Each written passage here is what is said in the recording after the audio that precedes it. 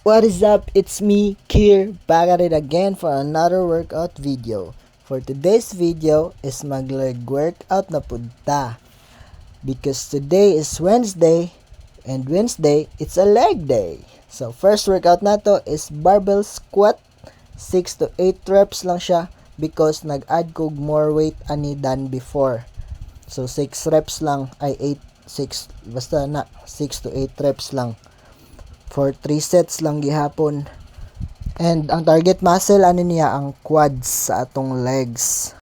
51.8 kilograms din na siya in total. Before kay 45 kilograms naman to. So next workout na to is RDL. Target muscle ano niya is for our hamstring and lower back and glutes. Then I do it 12 reps for 3 sets. Then nag-add pud kog more weights ani than before. It's 70 pounds na ni siya. Before is 50 pounds lang to siya akong gi-RDL. Wala lang sa akong nag-Bulgarian split squat dira kay tungod ginatamad pa jud ko no. Bago raw ka balik dira sa gym, so hinay-hinay antod mabalik ta sa gana ba nga mag-gym. Next workout na to is seated leg press. 6 to 8 reps lang gyapon for 3 sets, pero kani ako murag daghan ni akong gileg press ani kay last set na manggod nako gi until failure na lang nako.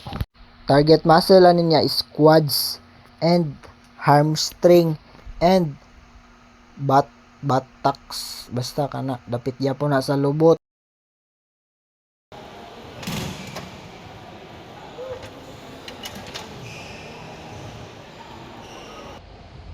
Last workout for our legs is legs extension.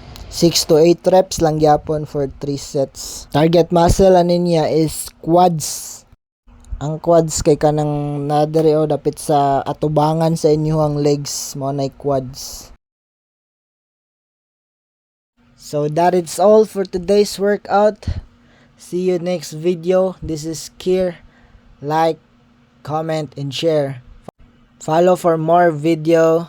And don't forget to be kind. So before that day mo maghuman sa inyong workout, mag-cardio sa mo. So maara to. Bye guys.